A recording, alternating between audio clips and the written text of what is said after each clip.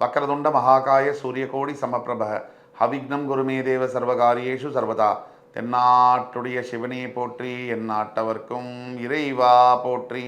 அன்பர்களே, நண்பர்களே, இன்னைக்கு நம்ம பேச போகிறது மகர ராசி. நம்ம ஏற்கனவே சொன்னோம், ஒவ்வொரு ராசியினருக்கும் 50 தனித்துவ குணாதிசயங்கள் மற்றும் நல்லது கெட்டதெல்லாம் என்ன, எதில் எதை ஏற்றிக்கலாம், எதை கம்மி பண்ணிக்கலாம், எந்த குணத்தை பெருக்கிக்கணும், எந்த குணத்தை கம்மி பண்ணிக்கணும், அப்படி பண்ணால் வாழ்க்கையுடைய மிகப்பெரிய அளவில் சிறப்பான ஒரு இதை எட்ட முடியும் அப்படிங்கிறதுக்கான வழிகாட்டி தான் இந்த வீடியோஸ்.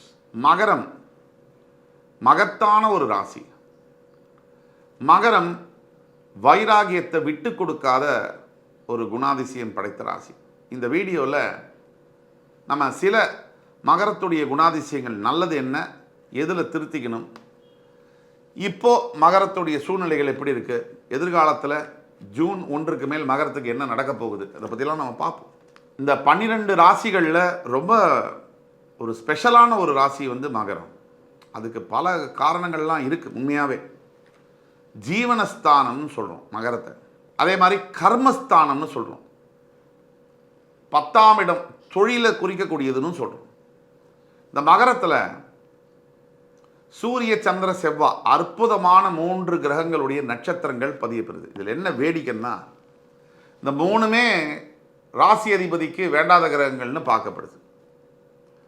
சூரியனுடைய உத்திராடம், சந்திரனுடைய திருவோணம், செவ்வாயினுடைய அவிட்டம், இந்த 3 நட்சத்திரங்கள். இதில் நம்ம சொல்லக்கூடியது மகரத்தை பற்றி சிரிச்ச முகம், தெளிவான சிந்தனை, அடுத்தவங்களுக்கு உதவக்கூடிய மனசு, இதுதான் மகரத்தினுடைய மாபெரும் சொத்து. மகரத்தை பற்றி பேசணும் அப்படிங்கிற போது புன்னகை, அதாவது சிரிச்ச முகத்தோடு இனிமையான ஒரு குணத்தோடு மற்றவங்கள்ட்ட பழகக்கூடிய தன்மை மகரத்துக்கு உண்டு. ஒரு எடுத்துக்காட்டு சிவகார்த்திகேயன் நடிகர். அவரை பற்றி நிறைய வேறு விதமான செய்திகள் வந்தாலும் அது பொருள் நம்ம போக விரும்பல. குணாதிசயத்தின் அடிப்படையில் அவர் எந்த மகர ராசியாக இருந்தாலும் ஒரு சூப்பர் ஸ்டார் தலைவர், சிரிச்ச முகத்தோடு இருப்பாங்க, மற்றவங்களுக்கு உதவணும், எளிமை கடைபிடிக்கக்கூடியவர்கள், இதெல்லாம் பார்த்தீங்கன்னா மகரத்துக்கு இயல்பாகவே வரும். நல்ல உதாரணத்தையும் நம்ம எடுத்துப்போம். மகரத்தில் நான் ஏற்கனவே சொன்னேன், வைராக்கியம்னா என்னென்னா, இப்போது மகரத்தில் இருக்கக்கூடிய நீங்கள் கஷ்டப்பட்ட காலத்தில் உங்களை யாராவது அசிங்கமாகவோ அவமானப்படுத்தி பேசியிருந்தால் அங்கே தான், அந்த புள்ளியில் தான் உங்கள் வாழ்க்கை ஆரம்பமாயிருக்கும். அது வரைக்கும் அமைதியாக இருந்திருப்பீங்க. யாராவது நோண்டி விட்டுருப்பாங்க, ஆனால் அங்கே பிடிச்ச நீங்கள் அந்த தேருடைய வடத்தை பிடிக்கிற மாதிரி கிட்டத்தட்ட உச்சியை தொட்டு இன்றைக்கும் அதை மறக்க மாட்டீங்க. வைராக்கியமாக இருப்பீங்க. அதுக்கு ஏதாவது ஒரு தூண்டுதல், ஒரு சம்பவம் நடந்திருக்கும் சின்ன வயசில். இது மகரம். மகரத்துக்கு முக்கியமான விஷயங்களில் 2வதாக வரக்கூடியது, நண்பர்கள் மத்தியில் ரொம்ப நல்ல பேர் வாங்கினது யாருன்னா மகரம் தான். ஒரு 15 பேர் நண்பர்கள் இருந்தாலும் தனியாக ஒருத்தர் மட்டும் இருப்பார், எல்லாரும் அவர்கிட்டயே போவாங்க. அது தனி முத்திரையை படிக்கக்கூடியது யார் அப்படின்னா மகரம் தான். நம்ம எல்லாம் சொல்கிறோம், இப்போ நீங்கள் படுற அவஸ்தையெல்லாம் பற்றி கூட பேச போகிறோம், தொடர்ந்து பாருங்கள். அதே மாதிரி நீங்கள் என்ன நினைக்கிறீங்களோ அது அப்படியே நடந்துடும் சார். அதுதான் உங்களுடைய ராசியுடைய உச்சக்கட்ட யூஎஸ்பி, தனித்தன்மை, தனித்துவம், ரகசியம். நீங்கள் நல்லதை நினச்சால் அப்படியே நல்லது நடக்கும். பல மகர ராசி கமெண்ட்ஸில் பார்த்தீங்கன்னா நான் தத்தளிக்கிறேன். அது காரணம், கெட்டதை நினச்சால் கெட்டது நடக்கும். நல்லதை நீங்கள் நினச்சி பாருங்களேன், முயற்சி பண்ணி பாருங்கள், நல்லதே உங்களுக்கு நடந்துடும். அது மகரத்துடைய ஒரு மிகப்பெரிய ஒரு ரகசியம்னு சொல்லலாம். உங்களுக்கு தெரியாத ஒன்றும் இல்லை. உங்களுக்கு பொதுவாகவே நல்ல உறவில் இருக்கிறதும் சரி, நல்ல பழக்கம், நல்ல ஒரு டேர்ம்ஸில் இருக்கிறதும் சரி, இல்லை சண்டை போட்டுட்டு இருக்கிறதும் சரி, இது 2மே உங்களுக்கு நிரந்தரம் அல்ல. ஒரு 5 வருஷம் நல்லா பேசுவீங்க, பழகுவீங்க, அவங்களோடய சண்டை போடுவீங்க, மறுபடியும் 2 வருஷம் கழிச்சு சேர்ந்து அவங்களோடய உலாவுவீங்க. இதெல்லாம் உங்கள் வாழ்க்கையில் நடந்திருக்கா இல்லையான்னு நீங்களே யோசனை பண்ணுங்கள்.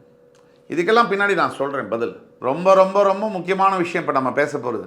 மகர ராசி பார்த்தீங்கன்னா சனி பகவானுடைய 10ஆம் இடம் கர்மஸ்தானம்னு சொல்கிறோம். இதில் ரொம்ப இதுவரை யாரும் பேசாத, வெளியே வராத ஒரு ரகசியம். இது என்னென்னா, சனி பகவானுடைய 10ஆம் இடம் கர்மஸ்தானம்னு சொல்கிறோம்.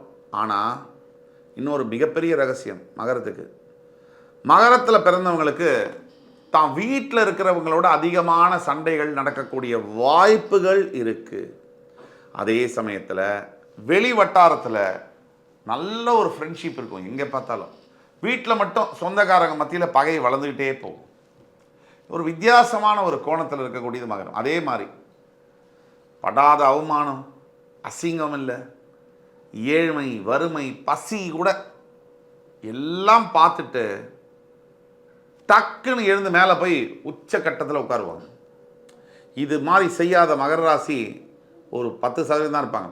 90% மகர ராசி உச்சியை தொடுவார்கள், இமயமலையை தொடுவார்கள். வாழ்க்கையில் பல கஷ்டங்கள் ஏற்பட்ட பிறகு கிட்டத்தட்ட 30-35 வயசுக்கு பிறகுதான் மகரத்திற்கு வாழ்க்கை ஆரம்பிக்கும்.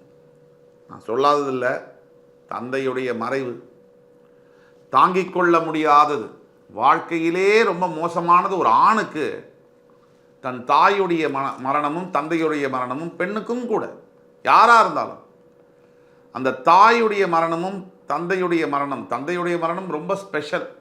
என்னன்னா, ஒரு அப்பா பையன் பாண்டிங் இருக்கக்கூடிய வீட்டில் அந்த தந்தையுடைய மரணத்திற்கு பிறகுதான் பல 80 முதல் 90% மகர ராசி என்பவர்களுக்கு வளர்ச்சி என்பது வருகிறது என்பது அன்ஃபார்ச்சுனேட்லி அது உண்மை. எல்லாருக்கும் அல்ல, பல பேருக்கு. நம்ம 2ஆம் பகுதி வாழ்க்கை நல்லாயிருக்கும். ஆனால் அந்த வாழ்க்கை நல்லா இருக்கிறதுக்கு நீங்கள் ஒன்று பண்ணணும். இந்த வாழ்க்கை துணையை தேர்ந்தெடுக்கும் போது பூத கண்ணாடி வச்சு ஜாதகம் பார்த்து பொருத்தம் பார்த்து தான் செய்ய வேண்டும். இதில் நீங்கள் தவற விட்டுட்டு பின்னாடி வந்து குத்துதே கொடையுதேன்னு சொல்லி பிரயோஜனம் இல்லை. என்னமோ ஏதோ உங்கள் மனசுக்குள்ளே ஆழமாக பதிஞ்சிருக்கக்கூடிய ஒரு விஷயம் தாழ்வு மனப்பான்மை. நம்மளால் முடியுமா? நமக்கு தகுதி இருக்கா? நாம் இதை செய்வோமா? ஒன்று மட்டும் நினைவில் வச்சுக்கோங்க, நீங்கள் தான் செய்யணும். உங்களால் தான் முடியும். நீங்கள் நினச்சா மட்டும்தான் நடக்கும். நீங்களே அதை செய்ய முடியலன்னா 11 ராசியில் யாரும் செய்ய முடியாது. இதுதான் உண்மை. அப்போ மகரத்துக்கு நிறைய பிரச்சனைகளை அள்ளித்தருவது எதுன்னா அவசரம். சில நேரங்களில் நீங்கள் செய்யக்கூடிய அவசரம், சில நேரங்களில் நீங்கள் அடையக்கூடிய பதட்டம். ஒன்று மட்டும் நீங்கள் மனசில் வச்சுக்க வேண்டியது உறுதியாக, முதல் பகுதி உங்களுக்கு நல்லா இருந்ததுன்னா அது பிரச்சனை. முதல் பகுதி வாழ்க்கையில் 30 வயசு வரைக்கும் நல்லா இல்லைன்னா அது உங்களுக்கு மிகப்பெரிய அட்வான்டேஜ், சாதகம். இப்போ மகர ராசியோடைய சூழ்நிலையை நம்ம பார்த்தோம்னா எவ்வளோ பெரிய ஒரு பாசிட்டிவான இடத்துல நீங்கள் இருக்கீங்கன்னு சொன்னால் அது மிக இல்லை. 12 ராசியில் அலசி அலசி பார்த்தா கூட மகரத்துக்கு இப்போ நடக்கக்கூடிய 7.5 சனி திருக்கணிதப்படி முடிஞ்சிருச்சு. குரு பயிற்சி வந்து 12ஆம் அதிபதி 6ல் போயிட்டாரு. குரு பயிற்சி முடிஞ்சிருச்சு. உங்களுடைய 2ஆம் வீட்டுக்கு 3ஆம் வீட்டிலேருந்து ராகு 2ஆம் வீட்டுக்கு வந்துட்டார். உங்களுடைய 8ஆம் வீட்டுக்கு கேது வந்துட்டார். இந்த ஜூன் மாதம் ஆரம்பத்திலேயே வந்து சுக்கிரன் வந்து மேஷத்தில் வந்து உட்கார்ந்துருக்காரு. உங்கள் ராசிநாதன் உங்களுடைய 7ஆம் இடத்தில் நீச்சம் பெற்று இந்த மாதம் தொடங்கினாலும் கூட இந்த 7.5 சனி திருக்கணிதப்படி விடுபட்ட காரணத்தினால, இல்லை அடுத்த வருஷம் மார்ச் 21, 2026 தான் விடுபடும். இருந்தால் கூட சனி ஒரு 6 மாதம் முன்னாடியே பலனை தர ஆரம்பிச்சிருவார். அந்த விதத்தில் மகரத்துக்கு நீங்கள் என்ன வேணால் நினச்சிக்கலாம். எத்தனை சேனல் பார்த்தாலும் எத்தனை பேரை சந்தித்தாலும் இப்போ நான் சொல்லக்கூடியது உங்களுக்கு நடக்கும். வாழ்க்கையில் நீங்கள் இதுவரை பாராத திருப்பு முனைகள் வரிசையாக ஒன்றன் பின் ஒன்றாக வரும். நல்ல திருப்பு முனைகள், அது தொழிலாக இருக்கட்டும், வேலை வாய்ப்பாக இருக்கட்டும், திருமணமாக இருக்கட்டும், வீடு வாங்குவது கட்டுவது போன்ற விஷயமாக இருக்கட்டும், குழந்தை பிறப்பாக இருக்கட்டும், இல்லை குழந்தைகளுடைய கல்வி வேலை சம்பந்தப்பட்ட விஷயங்களாக இருக்கட்டும், பூர்வீக சொத்து சம்பந்தப்பட்ட விஷயங்களாக இருக்கட்டும், எந்த விஷயமாக இருந்தாலும் மகரத்துக்கு நீங்கள் முயற்சி எடுத்தால், இப்போ முயற்சி எடுக்காமல் நடக்காது, முயற்சி எடுத்தால் திருவினை ஆகும். மகரத்தில் இருக்கக்கூடிய பல லட்சக்கணக்கான பேர்கள் நான் வந்து வெளிநாடு சம்பந்தப்பட்ட கல்வி, திருமணம், வெளிநாடு சம்பந்தப்பட்ட வாய்ப்புகளை நோக்கி எனக்கு ஆர்வம் இருக்குது அப்படின்னு நினைக்கிறவங்களுக்கு இது ஒரு பிளாட்டினம் பீரியடு. இந்த இதை தரவர விட்டுட்டு பின்னாடி வருத்தப்படுறதுல பிரயோஜனம் இல்லை. ஒட்டு மொத்த மகர ராசிக்கும் நம்பினால் கெடுவதில்லைன்னு சொல்கிற மாதிரி தெய்வம் சொல்லக்கூடிய வாக்கு என்ன அப்படின்னு பார்த்தோம்னா, கிட்டத்தட்ட 25-30 வருஷம் அப்புறமா கடவுள் உங்கள் பக்கம் வந்து உட்கார்ந்துருக்காரு. இது ஒரு மிகப்பெரிய வாய்ப்பாக தான் நான் பார்க்குறேன். இந்த வாய்ப்பை பயன்படுத்தி கொள்ள அத்துணை மகர ராசி என்பவர்களுக்கும் நான் சொல்லக்கூடியது, ஈஸ்வரன் கோவிலில் போய் விளக்கேற்றுங்க. உங்களால் முடிஞ்சால் திருநள்ளாறு போயிட்டு வாங்க, முடியலன்னா பக்கத்தில் இருக்கக்கூடிய ஈஸ்வரன் கோவிலில் விளக்கேற்றுங்க. சனீஸ்வரனுடைய மந்திரத்தை சொல்லுங்கள். ஓம் காகத்வஜாய வித்மஹி கட்கஹஸ்தாய தீமஹி தன்னோ மந்த பிரச்சோதயாத். இந்த மந்திரத்தை 21 முறையாவது சொல்லுங்கள். நிறைய தியானம் பண்ணுங்கள். இப்போ தான் உங்கள் வாழ்க்கையில் கெட்டதெல்லாம் முடிஞ்சு நல்லது நடக்க ஆரம்பிச்சிருக்கு. நல்லது இனிமேல் ஃபுல்லாக நடக்கும், பெரிய அளவில் நடக்கும். ஸ்திரமான நன்மை உங்களை தேடி வந்து சேரும். முக்கியமான விஷயம் நீங்கள் தெரிஞ்சுக்கொள்ளணும், இது வரைக்கும் நம்ம சொன்னதெல்லாம் பொது பலன்கள்.